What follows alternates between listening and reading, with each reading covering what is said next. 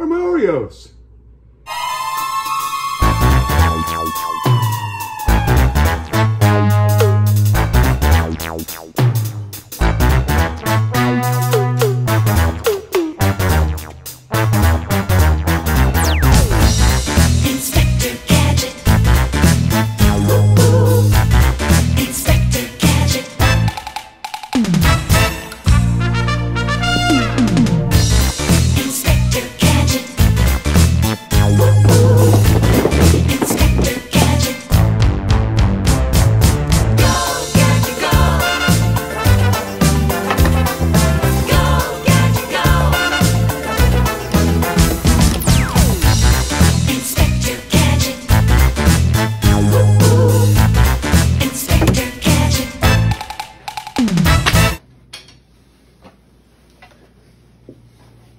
Coffee? Start with your name. Where would you say you were yesterday about 4 p.m.? Yeah, I like that show too. It's one of my favorites. Why don't you have a look at this real fast? Where did the cookies go? You know, honestly, I don't really like to eat them with ice cream per se, but you know, milk is pretty good. And how many chicken fingers did you eat? You think this is funny? I know it was you! Where did my cookies go? You ate the last one yesterday.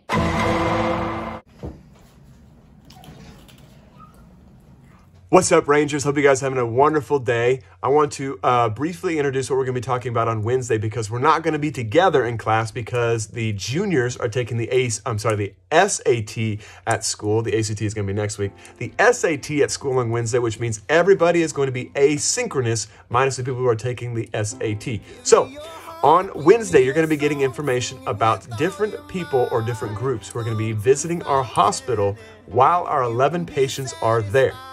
So you guys talked about last week, or before spring break, excuse me, that the patients sometimes would interact with each other or be in vicinity to each other in the hospital, which makes sense. You might be in the emergency room at the same time, or you might be in the ICU at the same time. So if one of those patients is patient 0, they might have been the spread of the infectious agent. We don't know that yet.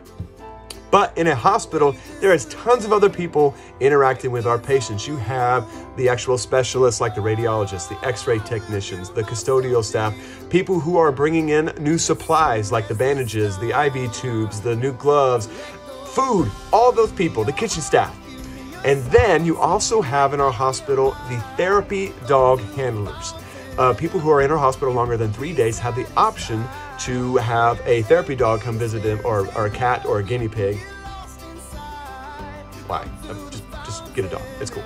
But anyways, they're going to have one of those therapy animals come and visit them just to comfort them while they're in the hospital for an extended stay. So you have all of these different individuals interacting with our patients who may or may not have been patient 0. So your job today in your asynchronous work, you maybe call one of your classmates to see and kind of dive through all this information, is to go to your IMB slides and open up and click each one of those title headings, which is a link to information about their whereabouts and the patterns of each one of these groups of individuals.